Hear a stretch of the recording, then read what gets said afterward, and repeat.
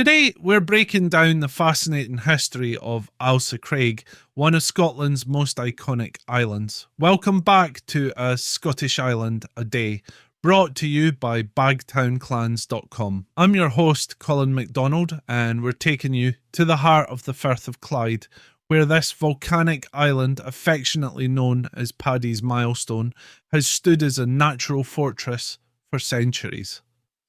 Ailsa Craig is a geological marvel, formed from the remains of a volcanic plug millions of years ago. Rising to 340 metres and with a circumference of about 4 kilometres, its steep cliffs have long made it a notable feature on the sea route between Scotland and Ireland.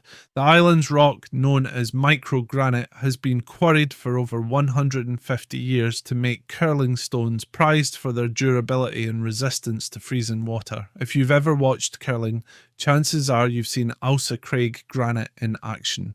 The blue hone and common green varieties of granite found here make up the majority of curling stones used worldwide. But Ailsa Craig's significance extends beyond its geological value. It's been a refuge, a quarry, and even a pirate hideout. During the Scottish Reformation in the 16th century, the island served as a sanctuary for Catholics fleeing persecution. Hugh Barclay of Ladyland, a Catholic sympathiser, famously seized Ailsa Craig in 1597. He had plans to use the island as a Catholic stronghold, hoping it could become a base for a Spanish invasion to re-establish Catholicism in Scotland. Barclay's plan was foiled when he was discovered by Reverend Andrew Knox. And depending on the version of the story you hear, Barclay either drowned while trying to escape or deliberately threw himself into the sea to avoid capture.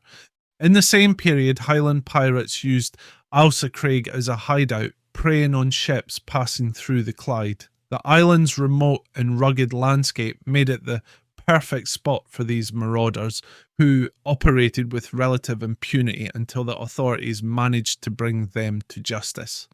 Adding to the island's colourful past, Clan Hamilton built a castle on Ailsa Craig in the late 1500s. This 3-storey tower house, now in ruins, was constructed to guard the island from potential attacks during a time of heightened tension with Spain. The ruins still stand today, with features like a spiral staircase and a vaulted cellar, offering a glimpse into what life must have been like on this isolated outpost. Another intriguing tale from Ailsa Craig's history involves smuggling. Beneath the cliffs lies MacNall's Cave, a place long associated with contraband smuggling. When the cave was cleared of guano in the 19th century, 2 stone coffins were discovered, both containing human bones. Legend has it that one of the coffins might belong to MacNall, a smuggler who used the cave as his hideout.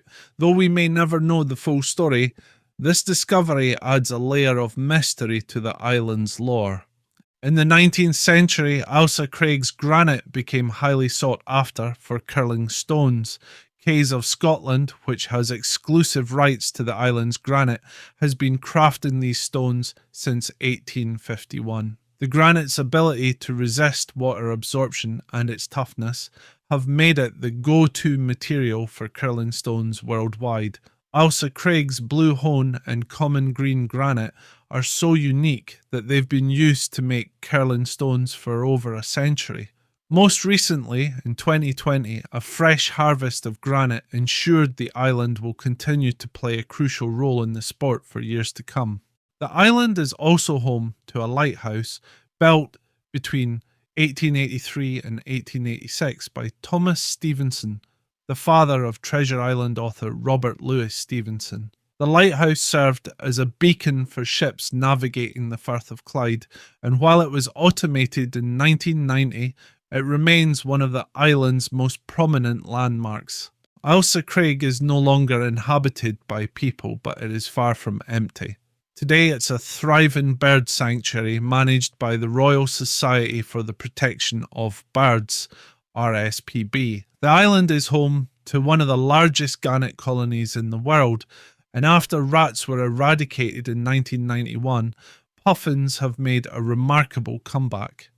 The steep cliffs and untouched landscape make it an ideal breeding ground for seabirds, and the island's status as a sanctuary ensures its wildlife will continue to thrive for generations. Ailsa Craig's wild beauty and isolated nature have also inspired artists and poets over the years. The romantic poet John Keats wrote to Ailsa Rock after seeing the island during his travels in Scotland. Its towering presence and remote allure have captured the imagination of many who have passed by it on their way between Scotland and Ireland. Though remote, Ailsa Craig's history is as enduring as the granite it's made of. Whether you're interested in its role in Scottish history, its significance in the world of curling, or its status as a wildlife sanctuary, this island holds a special place in Scotland's cultural and natural heritage. That wraps up today's journey through the history of Ailsa Craig on A Scottish Island a Day. Join us next time as we set sail for another island steeped in lore and legend. I'm Colin MacDonald, wishing you safe travels until we meet again. Slán go foil.